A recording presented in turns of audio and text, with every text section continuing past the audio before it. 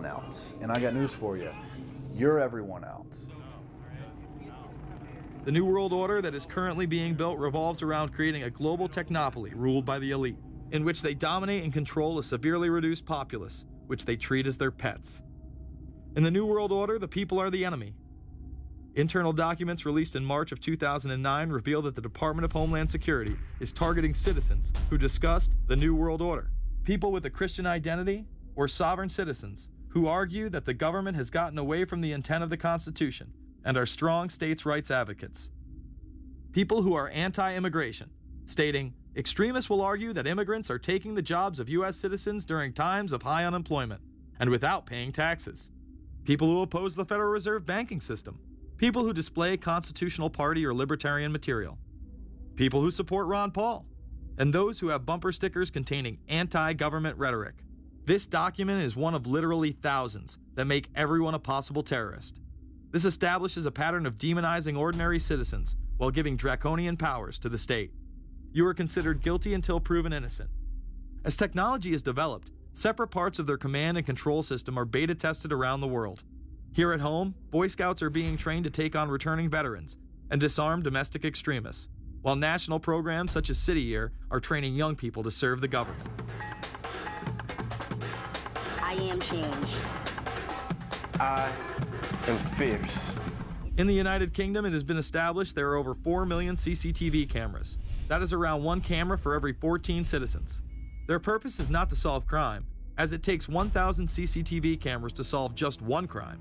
It is to create a tattletale society in which everyone is under constant surveillance by the state and those around them. The company Internet Eyes is now paying people to log onto the internet and watch CCTV cameras in real time as they turn in criminals for cash. Families deemed by the state to be unfit in England have now been put under 24-hour CCTV supervision in their homes. This program has plans for 20,000 families in England, which is to double in the next 2 years. Your every move in both your home and the outside world is under constant surveillance by a criminal elite who operate above the law. As we are constantly under the microscope, their activities remain in the shadows. Obama extended diplomatic immunity to Interpol with Executive Order 12,425, further empowering criminal behavior within our own government. In the Middle East, endless wars will continue. Under the Obama administration, we have sent tens of thousands of more troops into Afghanistan, all while the same network exposed in the Iran-Contra affair discussed earlier controls the opium trade. It was revealed in October of 2009 that the CIA had been funding puppet Afghani leader Hamid Karzai's warlord brother for the last 8 years. He is the lead opium dealer in the region. It seems the same cartel that was dealing drugs in the 80s and 90s never stopped. After all, how else could the government fund black operations programs across the board? The Karzai regime has whole sections of it which are drug supported, and we can't touch it. We turned Afghanistan into the major supplier of heroin for the world. It happened under CIA supervision. This continues while many of the Taliban are literally on U.S. payrolls. Is there a possibility that we have Taliban employees? The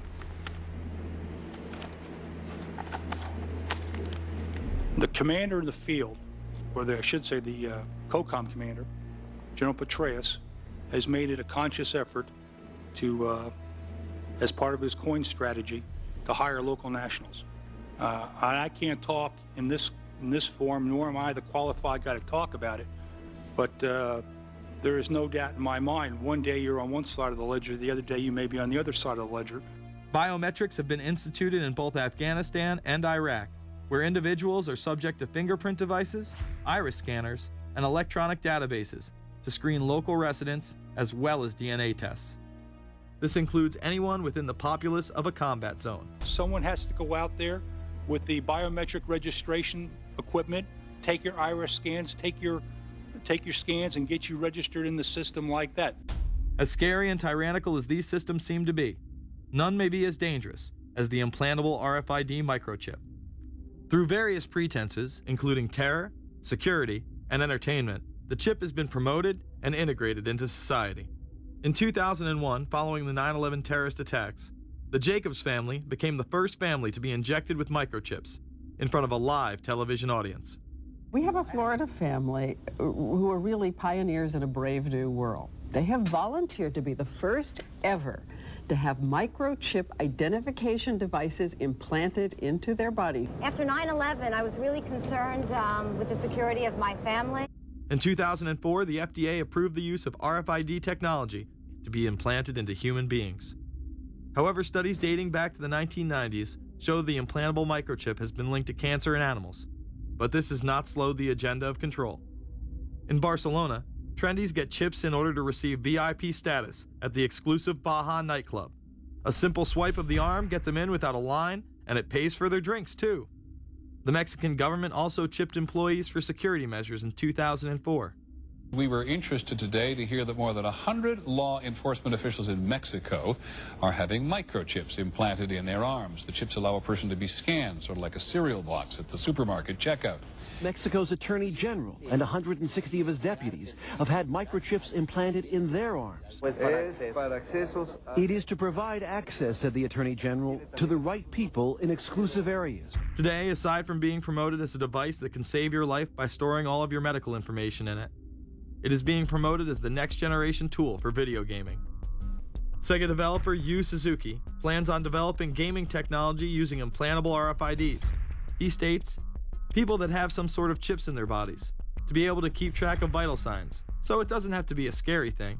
But you could put a sensor here, you know, a bit like the Matrix, as he points to his arm. It's not really something only in the future. Some people already have them, chips in their bodies. Suzuki is correct. It has never been easier to order a microchip online and implant it under your skin. Microchips implanted in your hand, arm, or shoulder is just the beginning.